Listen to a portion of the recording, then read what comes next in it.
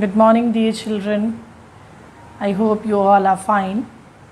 Today we are going to start lesson number 6, that is the White Mouse Circus.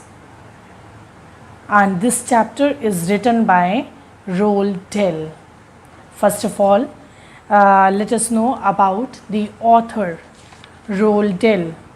Roald Dahl was born in 1916 and was died in 1990. He was born in Wales. He wrote for adults as well as for children. His most famous books are Charlie and the Chocolate Factory, James and the Giant Peach, The Witches and Matilda. And dear children, this chapter, the White Mouse Circus, is the extract from Roald Dahl's book, The Witches. This is a small portion taken from the book, The Witches. This story is about a young boy and his encounter with witches. The whole book is about a boy who met with witches. The boy who lives here with his grandmother is due to spend his holidays in Norway, but because his grandmother falls ill, they cannot go. This boy was supposed to spend his holidays in Norway. His holidays were fixed in Norway, but as his grandmother was sick, the boy could not go to Norway. Instead, he is taken to a seaside hotel in England. Instead, Norway, he was taken to the seaside hotel in England. And dear children, if you haven't read the story, this book already, be sure to read it soon. If you will read it, many things you will come to know. And let us start this extract which is taken from the witches. Before starting the chapter, we should see the word meanings. At the end of the chapter, the word meanings are given in your book. All of you open your book and just to see these word meanings. Bracing. Bracing means refreshing. Chambermaid, a maid, one who cleans a hotel room. Compromise, a settlement of a dispute in which two sides agree to accept less than they originally wanted. Consolation, a source of comfort to somebody who is upset or disappointed. Dotty. Dotty means slightly crazy. Relentlessly means never slackening but going at the same pace, or in other words we can say without pause. Scuttling means running or moving quickly with short steps. Sidle, the edge along in a secret way, to walk in a secret way. Tommy Rot means utter foolishness. Utter means complete foolishness or nonsense. And my dear children, as I explain you this chapter, the meanings of difficult words I'll tell you. You can hold your pencil in your hand and you can write down the meanings of difficult words in your book, so that when you will be reading the chapter next time, it will be quite easy for you to understand. Shall we start the chapter? I hope you all are ready with your book on page number 68.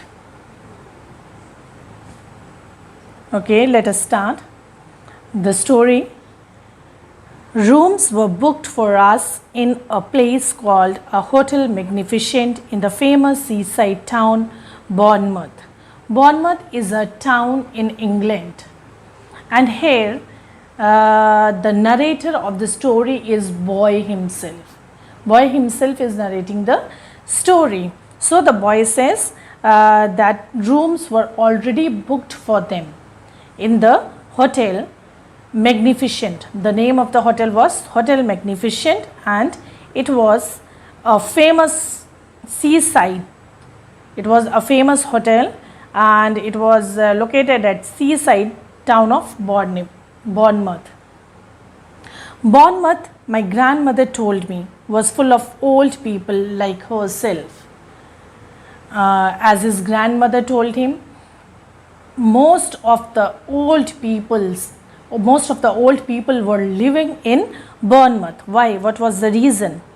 They retired there by the thousand because the air was bracing and healthy. It kept them, so they believed, alive for a few extra years. It was people's belief, and it was believed that the fresh air, bracing means refreshing or fresh air of Bournemouth kept old people alive for some extra years. It was people's belief that if they in their old age, if they will stay at that place because of the refreshing air, they may live for some extra years. Doesn't it? I asked. Then the boy asked his grandmother, is it sure? Of course not, she said. It's Tommy Rot. Then grandmother replied him that it is not sure and it's Tommy Rot. Tommy Rot means it is a complete nonsense or it is a foolishness of people, those who think this way. But just for once, I think we have got to obey the doctor. As her doctor suggested him to go to Bournemouth to spend few days there in the fresh air, she obeyed her doctor. Soon after that, my grandmother and I took the train to Bournemouth and settled into the Hotel Magnificent. And very soon, the boy and his grandmother took the train and they shifted to the Bournemouth and they settled into the Hotel Magnificent. It was an enormous white building on the seafront and it looked to me like a pretty boring place to spend a summer holidays. Finally, he was shifted with his grandmother and it was an enormous white building. Enormous means very big building it was, and it was on the sea front and looked for the boy a quite boring place. Actually, children want to go in an open area. They want to spend their holidays in different manner, but here everything happened with him opposite of his thoughts. I had my own separate bedroom, but there was a door connected my room with my grandmother's room. Though he was having a separate bedroom for him, but his room and grandmother's room were connected with each other. Just before we left for Bournemouth, my grandmother had given me as a consolation a present of 2 white mice in a little cage, and of course I took them with me. Before leaving for Bournemouth, he was giving a consolation prize by his grandmother. Consolation prize means the prize which gave comfort to the people. So this consolation prize, what was the prize? 2 white mice in a little cage were given to the boy by the grandmother. They were terrific fun, those mice. Terrific means extremely or excellent fun for the boy. I called them William and Mary, and the boy gave them names, William and Mary. And in the hotel, I set out right away teaching them to do tricks. And after reaching in the hotel, he carried the mice with him and started teaching them some tricks. The first trick I taught them was to creep up the sleeve of my jacket and come out by my neck. Then the first trick which he taught him was to creep up the sleeve of my jacket, from the sleeve of the jacket and come out by my neck. The mice used to creep from the sleeve of the jacket and coming out of the neck. Then I taught them to climb up the back of my neck onto the top of my head. Then the second trick he taught the mice was from the neck, climb from the neck to the top of the head. I did this by putting crumbs in my hair. How he taught this trick? By putting some crumbs. Crumbs means very small pieces of dry food. He kept some tasty food on his head, in his hair, and with the smell of that, the mice used to climb onto the head. On the very first morning, the chambermaid was making my bed when one of my mice poked its head out from under the bed sheet. And one day, the chambermaid means the maid who cleaned the rooms in the hotel. And one morning, when the chambermaid came into the room to clean up, and when she was making his bed, one of my mice, one mouse, just poked its head. Poked means pushed sharply. He poked his head out from under the bed sheet. The maid let out a shriek that brought a dozen people running to see who was being murdered. Shriek means a loud scream. When the chambermaid saw the mouse, she shouted, she screamed in such a way as somebody is being murdered at that place, and the dozen of people were gathered in the room. I was reported to the manager. The boy who was keeping a mice with him was called in the manager's office. There followed an unpleasant scene in the manager's office with the manager, my grandmother, and me. When grandmother, the boy, both of them went to meet the manager, very unpleasant scene happened in the manager's room. The manager, whose name was Mr. Stringer, was a bristly man in a black tailcoat. The manager, his name was Stringer and was bristly. Bristly means who is rough and rude in his behavior, and was wearing a black tailcoat. Tailcoat means the coat which is little long from the back side. I cannot permit mice in my hotel, madam, he said to my grandmother. Then the manager said to grandmother that the mice are not permitted in the hotel room. How dare you say that when your rotten hotel is full of rats anyway? My grandmother cried. Grandmother also shouted in anger, and she said that how can you say that? Grandmother also started putting blame on manager. She said that how dare you say that when your rotten hotel, rotten means spoiled hotel, is already full of rats, full of mice. Rats, cried Mr. Stringer, going mauve in the face. There are no rats in the hotel. Going mauve in face means to be angry, getting angry. Then manager said, rats? There are no rats in our hotel. I saw one this very morning, my grandmother said. Grandmother said, one rat I saw this morning.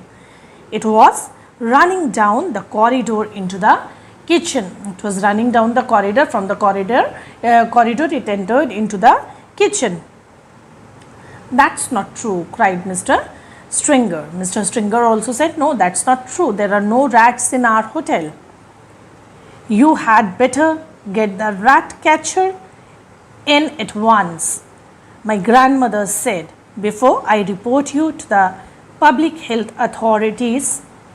Then she said, better you call the rat catchers to catch the rats from your hotel, otherwise I'm going to report to the public health authorities. She said that whether he should call the rat catcher. If he is not calling, she will be reporting to the public health authorities. I expect there's rats scuttling all over the kitchen floor and stealing the food off the shelves and jumping in and out of the soup. Scuttling means running with short steps. Scuttling means running with short steps. Then she said, I expect there's rats scuttling. Rats are running with short steps here and there all over the kitchen floor and stealing the food. And they are jumping in the shelves and in the soup. Never, cried Mr. Stringer. Mr. Stringer was not ready to admit that. Whether he kept on saying there are no rats in the hotel. No wonder my breakfast toast was all nibbled round the edge this morning. She said there is no wonder, there are many rats, and this morning itself my breakfast toast was nibbled. Nibbled means to bite in bits, in pieces. She said that his toast was also eaten by the rat. My grandmother went on relentlessly. Relentlessly means without any pause. She kept on speaking. She kept on blaming to the manager and all the administration. No wonder it had a nasty, ratty taste. She said that the toast had a nasty means very dirty, ratty taste it was. If you are not careful, the health people will be ordering the entire hotel to be closed before everyone gets typhoid fever. Then she said that if they are not careful, if the manager is not careful about the cleanliness of the hotel, the health people means Department of Health, they will just order the entire hotel to be closed. If once she will complain about the cleanliness of the hotel will be closed. You are not being serious, madam, Mr. Stringer said. He said that you are not serious what you are speaking. I was never more serious in my life, my grandmother said. Grandmother said that for the first time I am very much serious. Are you or are you not going to allow my grandson to keep his white mice in his room? Now she put the compromise. She said that whether he is going to allow him or not to keep the white mice in his hotel, in his room. The manager knew when he was beaten.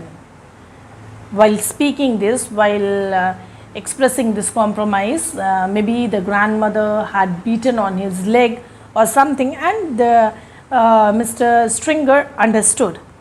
May I suggest a compromise, madam? He said that I'll suggest one compromise. Compromise means settlement of dispute. He said, I will permit him to keep them in his room as long as they are never allowed out of the cage. How's that? Then manager said only in one condition he may allow the boy to keep his mice with him in the hotel room, was he can keep, but he cannot take them out of the cage. All the time the mice should be in the cage. This was the settlement, this was the compromise. That will suit us very well, my grandmother said, and she stood up and marched out of the room with me behind her. Then grandmother was so happy with this compromise, and she said that they are ready.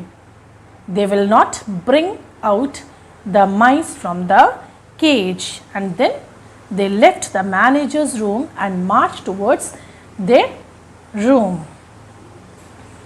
I hope, dear children, this much you understood. You read this chapter twice, thrice and understand it, and learn the meanings of difficult words and the spellings also. Thank you.